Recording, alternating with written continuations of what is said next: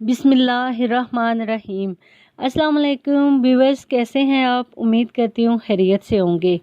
आज जिस टॉपिक पे हम बात करेंगे वो है हज़रत खलीफा अव्वल सैयदना हज़रत अबू बकर सिद्दीक रज़ी अल्लाह ताला अन्हु। सफ़र है, शबे जुमा है, रात का पिछला पहर है। दो हस्तियां मक्के से निकलती हैं।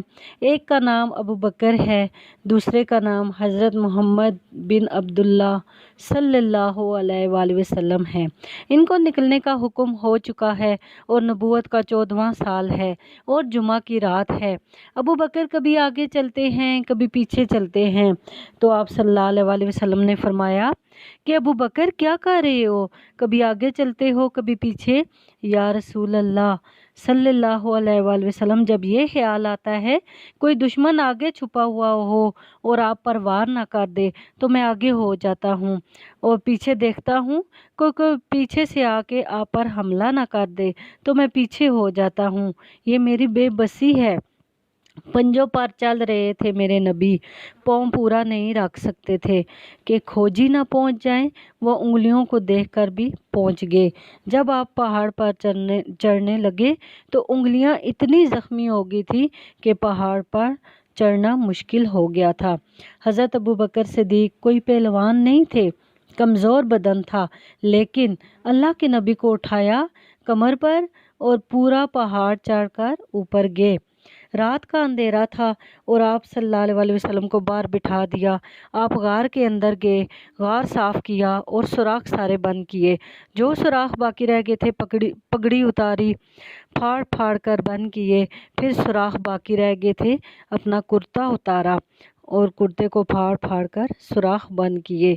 सारे सुराख जब बंद हो गए तो एक सुराख रह गया और ये सारे सुराख एक एक इंच को टटोल टटोल कर हज़रत अबू बकर सिद्दीक ने बंद किए कि मेरे नबी को कोई चीज़ नुकसान ना पहुँचाए। सुबहान अल्लाह, ये थी मोहब्बत उनकी। फिर वो सुराख जिस पे सांप था अपनी पाँव की एड़ी रख दी। उलमाए तारीख बताते हैं कि वो सांप जो डस रहा था वो अपनी फितरत की वजह से नहीं डस रहा था, वो अल्लाह के नबी का दीदार करना चाहता था। और आगे सिद्दीक की एड़ी थी, वो डस के ये कह रहा था कि एड़ी पीछे करो और मुझे भी नबी सल्लल्लाहु अलैहि वसल्लम का दीदार करने दो। जब आप सल्लल्लाहु अलैहि वसल्लम अंदर आए, अंधेरे में कुछ पता नहीं चला। आपने कहा, क्यों अबू बकर, तुम्हारी पगड़ी और तुम्हारा कुर्ता कहाँ है? आप सल्लल्लाहु अलैहि वसल्लम ने कहा, आप रज़ी अल्लाह तआला अन्हु ने कहा, या रसूल अल्लाह, ये आप सुराख देख रहे हैं, मुझे ख़तरा था कि कोई तकलीफ़ देने वाली चीज़ ना हो, मैंने सब फाड़ कर बंद कर दिए। मेरे नबी की आंखों से आंसू ऐसे छलके कि आप फूट फूट कर रोने लगे और फूट कर ऐसे रोए और साथ ही बेसाख्ता दुआ के लिए हाथ उठाए और फरमाया, या अल्लाह, मैं अबू बकर से राज़ी हूँ, तू भी इससे राज़ी हो जा और इसे जन्नत में मेरा साथी बना दे। साथ ही जिब्राईल अलैहिस्सलाम तशरीफ़ लाए और कहा, या रसूल अल्लाह सल्लल्लाहु अलैहि वसल्लम, अल्लाह पाक अबू बकर से राज़ी हो गए हैं और जन्नत में आपका साथी बना दिया। अल्लाह ताला ने इस उम्मत को चुना।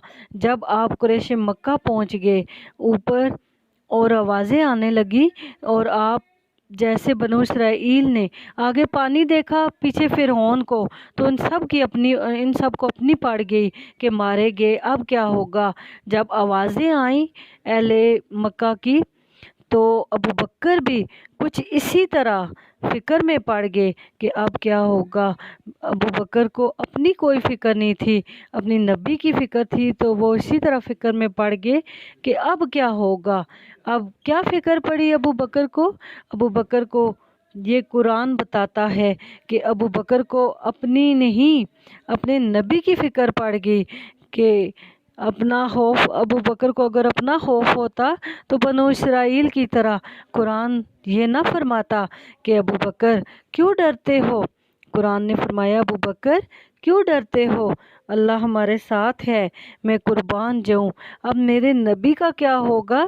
तो अबू बकर بکر کے دل میں اپنے لیے کوئی غم نہیں تھا، اپنے نبی کا غم تھا، تو قرآن نے فرمایا کہ ابو بکر کیوں ڈرتے ہو، اللہ ہمارے ساتھ ہے۔ میں قربان جاؤں، ابو بکر کے دل میں اپنے لیے کچھ نہیں تھا، اپنے نبی کا کتنا غم تھا۔ قرآن نے فرمایا کہ ابو بکر اللہ ہمارے ساتھ ہے، اپنے نبی کی ہلاکت کا غم نہ کر، اللہ ہمارے ساتھ ہے۔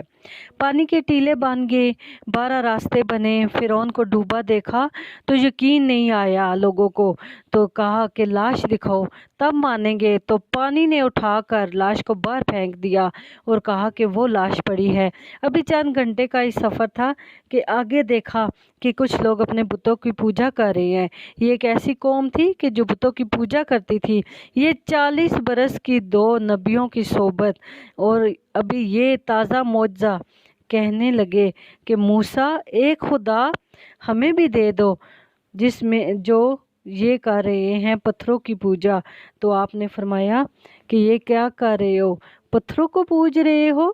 اب تصویر کے 2 رخ آتے ہیں، ایک رخ تو تصویر کا یہ ہو گیا اس عرصے میں، اور دوسرا تصویر کا رخ کچھ ایسا ہے کہ اب میرے نبی اس دنیا سے چلے گئے ہیں۔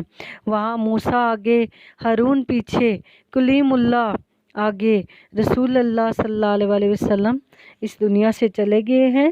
12 ربیع اول 11 ہجری 7 جون 633 عیسوی، پیر کا دن اور شدید گرمی کا دن، میرے نبی اس دنیا سے رخصت ہو گئے ہیں۔ ابو بکر کو جب پتہ چلا تو آپ دوڑے ہوئے آئے اپنی بیٹی کے گھر، چہرہ مبارک سے کپڑا ہٹایا، ماتھے پہ بوسہ دیا اور آنسو ٹپکے اور کہا واہ خلیل اللہ، واہ صفی اللہ، واہ نبی اللہ۔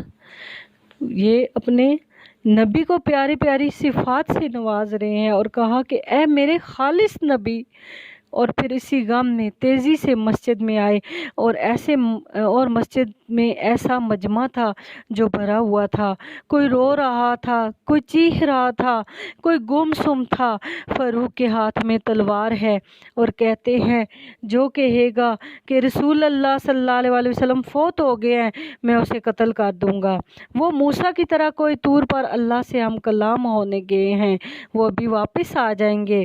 آپ ممبر پر آئے اور کھڑے ہو کر کہنے لگے کہ عمر، تم سب لوگوں کو بھی یہ بتا دو کہ نبی پاک صلی اللہ علیہ وسلم فوت نہیں ہوئے، وہ کوئی طور پر کلیم اللہ کی طرح گئے ہیں، وہ ابھی واپس آ جائیں گے۔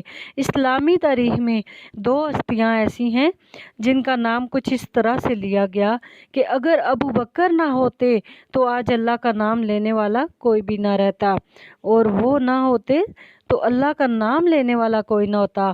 پھر 200 سال کے بعد احمد بن حنبل کے بارے میں کہا گیا کہ اگر وہ نہ ہوتے تو اللہ کا نام لینے والا کوئی نہ ہوتا۔ عمر آئے اور کہا ابو بکر کچھ اپنے فیصلے میں نرمی کرو، ہم سارے عرب سے نہیں لڑ سکتے۔ صدیق اکبر جیسے حلیم، ایک دفعہ حضور کی زندگی میں نبی پاک صلی اللہ علیہ وسلم نے کہا تھا کہ اخلاق 360 صفات کا نام ہے، ایک صفت کسی کو مل جائے تو وہ جنت کا حقدار بن جاتا ہے۔ تو ابو بکر سامنے تھے، پوچھا یا رسول اللہ صلی اللہ علیہ وسلم ان 360 صفات میں سے میرے اندر بھی کچھ ہے؟ تو آپ نے فرمایا تیرے اندر سارے کا سارا اخلاق ہے، کوئی کمی نہیں ہے۔ آپ اتنے علیم طبع ہیں کہ عمر نے کہا کہ آپ یہ کیا کر رہے ہیں؟ تو ابو بکر نے کہا کہ ہم سارے عرب سے نہیں لڑ سکتے، اپنے فیصلے پر نظر ثانی فرمائیں۔ تو آپ تڑپ کے اٹھے اور بولے کہ اور حضرت عمر کی داڑھی پکڑ لی دونوں ہاتھوں سے اور کہا عمر تو نے بھی مجھے چھوڑ دیا، تو نے بھی میری مدد نہیں کی، مجھے بہت امید تھی کہ آج تو میری مدد کرے گا۔ اسلام میں آ کے تو بزدل ہو گئے ہو۔ عمر جاہلیت میں تو تم بہت بہادر بنتے تھے۔ عمر وہی کا دروازہ بند ہو چکا ہے، اب وہی ہوگا جو میرے نبی فرما گئے ہیں، اور یہ آپ کا ایک جملہ جو 1400 صدی میں ایک ضرب المثل بنا۔ عمر میرے ہوتے ہوئے دین میں کمی آئے، اہل عرب کے کتے میری بوٹیاں بھی نوچ لیں، تب بھی وہی ہوگا جو میرے نبی کہہ گئے ہیں، میں 1 انچ پیچھے نہیں ہٹوں گا۔